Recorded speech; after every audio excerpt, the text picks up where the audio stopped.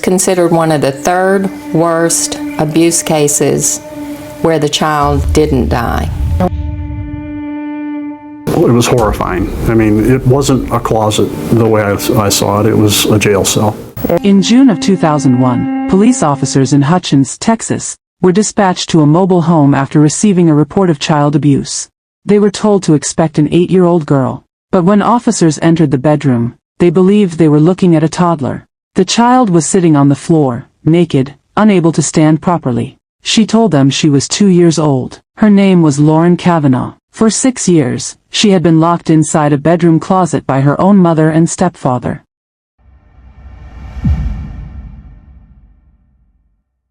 Lauren Kavanaugh was born on April 12, 1993. Her biological mother, Barbara Atkinson, initially chose adoption. A couple, Bill and Sabrina Kavanaugh, were present at the hospital and planned to raise Lauren as their daughter. For 8 months, Lauren lived with them. They prepared a nursery, cared for her daily, and bonded with her as their child. But a legal oversight changed everything. The paperwork formally terminating Barbara Atkinson's parental rights was never completed. As a result, Barbara later petitioned the court to regain custody.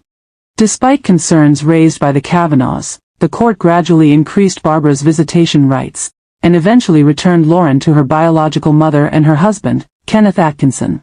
In 1995, when Lauren was 2 years old, the court granted the Atkinsons permanent custody. Doctors later testified that Lauren's physical growth stopped around this exact time.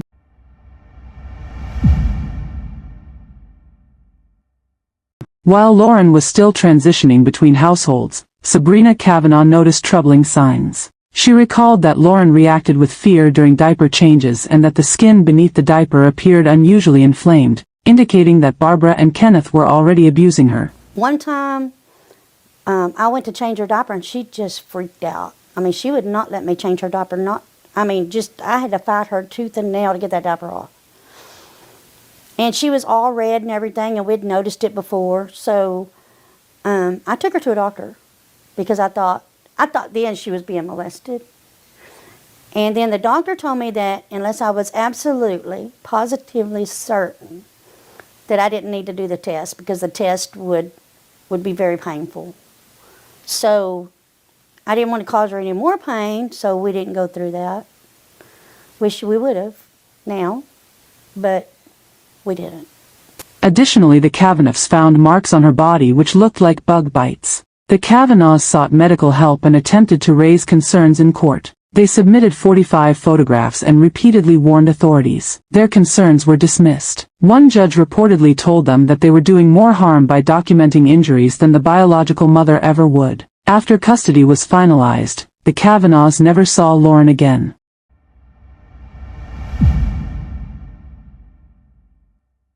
According to investigators, Lauren's isolation began gradually. At first, she was placed in the closet behind a small barrier. When she learned how to escape it, the door was shut permanently. Over time, the closet became her only living space. Detective Sergeant David Landers later explained that this transition happened not because of a single event, but because it was easier for her mother to confine her than to parent her. Lauren spent years in near total darkness, with minimal human contact.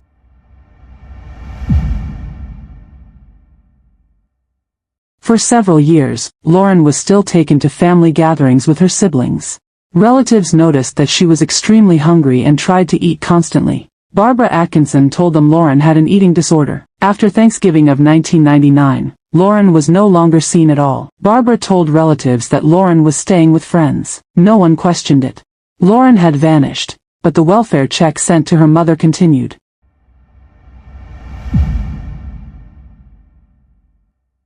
Over the years, Lauren was denied basic necessities, including adequate food, proper hygiene, education, and medical care. She did not learn how to use a bathroom. She did not learn how to sit in a chair, hold a pencil, or recognize letters. On the rare occasion she was allowed to leave the clothes, she faced even more torture. Barbara and Kenneth regularly assaulted her starting when she was a toddler. Sometimes they even rented her out to other predators. She learned language primarily by listening to country music played loudly to cover her cries. Her sister, Blake Stroll, remembered hearing Lauren scream, believing her parents were hitting her. Years later, Lauren would say that she cannot listen to country music without experiencing severe flashbacks. Additionally, during the rare baths Barbara gave Lauren, she held her head under the running water, laughing while Lauren gasped for breath.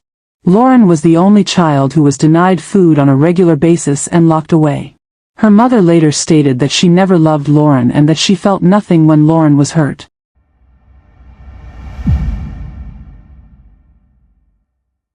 In June 2001, after 6 agonizing years, Kenneth Atkinson told a neighbor, Jeannie Rivers, that he needed to show her something. Whether it stemmed from a sudden change of heart or a cruel act of revenge after discovering Barbara's infidelity remains unclear. But this time, Lauren's long years of solitary confinement finally ended. He led her into the bedroom and opened the closet door. The neighbor immediately called police. When officers arrived, they believed Lauren was a toddler. Officer Gary McLean later said that he asked, "Where is Lauren?" not realizing the child in front of him was Lauren. Lauren told officers she was 2 years old because she had only celebrated 2 birthdays. She was naked, covered with cigarette burns and puncture wounds as well as bugs in her hair. The floor was covered with filth and her own feces. She was taken to a Dallas hospital under emergency conditions. At the hospital, doctors documented severe malnutrition and developmental failure. Lauren weighed 25.6 pounds. Her esophagus was clogged with carpet fibers, plastic and filth. Lauren's genitals were so mutilated from the prolonged sexual assault that it required multiple surgeries to repair the damage caused. Her body had begun consuming its own muscle and tissue to survive. Her brain showed signs of atrophy caused by prolonged starvation and sensory deprivation. Doctors stated that her digestive system could no longer process food normally. To prevent fatal complications, they used refeeding protocols developed for Holocaust survivors. One doctor later said, "We've treated abused children before, but we've never seen a child who had experienced all of this." Psychologists warned that the damage to her development might be permanent.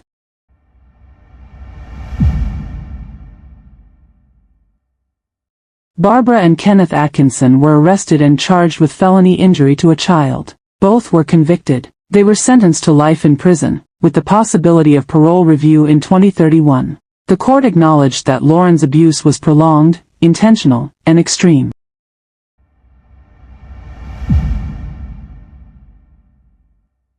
When Bill and Sabrina Kavanaugh learned what had happened, they immediately contacted authorities. They asked to adopt Lauren again. When Lauren saw them, she reportedly asked, "Is this my new mom and dad?" In July 2002, the adoption was finalized. For the first time, Lauren lived in a home where she was not confined. Lauren had to learn skills most children acquire naturally, such as walking outside, touching grass, and trusting that food would remain available. She guarded food, hid it, and panicked when routines changed. Therapists explained that from birth to age 6, the human brain triples in size, forming critical emotional and cognitive connections. Lauren had been deprived of that process. Despite expectations, Lauren achieved milestones many believed impossible.